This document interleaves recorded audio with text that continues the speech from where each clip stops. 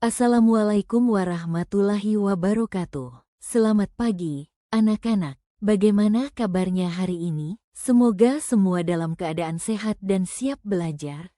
Pernahkah kalian mendengar istilah nusyuz dalam Islam? Bagaimana menurut kalian? Apa yang terjadi jika seorang istri atau suami tidak menjalankan kewajibannya dalam rumah tangga? Hari ini, kita akan membahas tentang konsep nusyuz dalam fikih Islam, dasar hukumnya, faktor penyebabnya, serta akibat yang timbul. Kita juga akan membahas tentang perceraian, hukum Islam yang mengaturnya, dan sebab-sebab perceraian dalam Islam. Nusyuz berasal dari kata nazyaza yang berarti meninggi, menonjol, durhaka, atau bertindak kasar.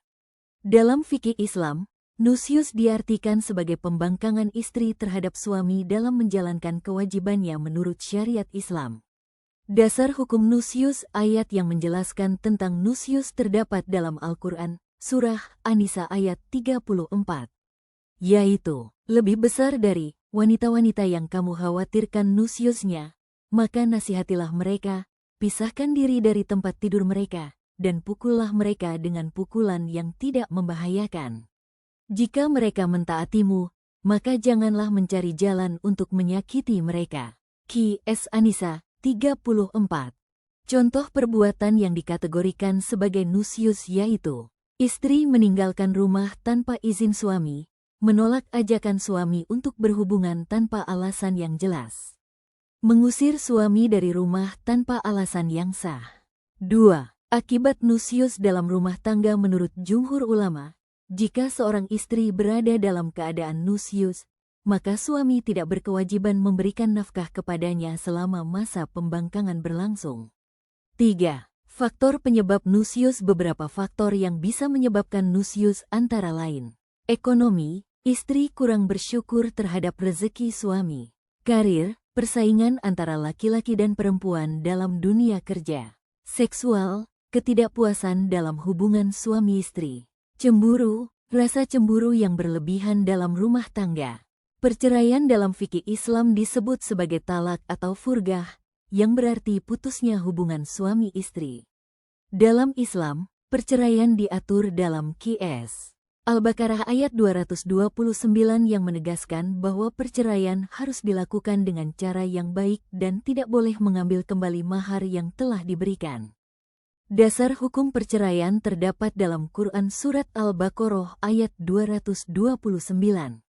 Dalam ayat ini dijelaskan bahwa talak yang dapat dirujuk itu 2 kali.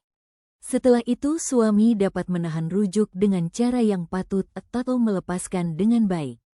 Tidak halal bagi kamu mengambil sesuatu, mahar, yang telah kamu berikan kepada mereka, kecuali keduanya, suami dan istri, khawatir tidak mampu menjalankan batas-batas ketentuan Allah.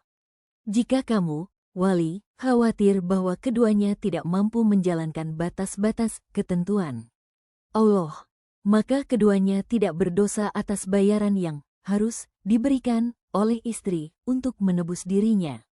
Itulah batas-batas ketentuan Allah, janganlah kamu melanggarnya. Siapa yang melanggar batas-batas ketentuan Allah, mereka itulah orang-orang zalim. Sebab-sebab perceraian: 1. Nusyuz dari pihak istri atau suami. 2. Pertengkaran yang berkelanjutan, syikak. 3. Perbuatan zina yang dilakukan oleh salah satu pihak. Sampai di sini, kita sudah memahami apa itu nusyuz, faktor penyebabnya, serta akibatnya dalam kehidupan rumah tangga.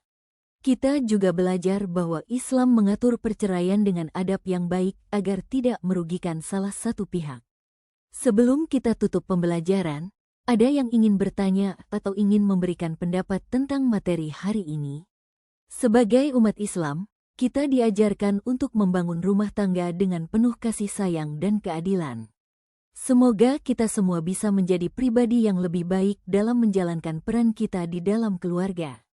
Terima kasih atas perhatian kalian. Semoga ilmu yang kita pelajari hari ini bermanfaat. Wassalamualaikum warahmatullahi wabarakatuh.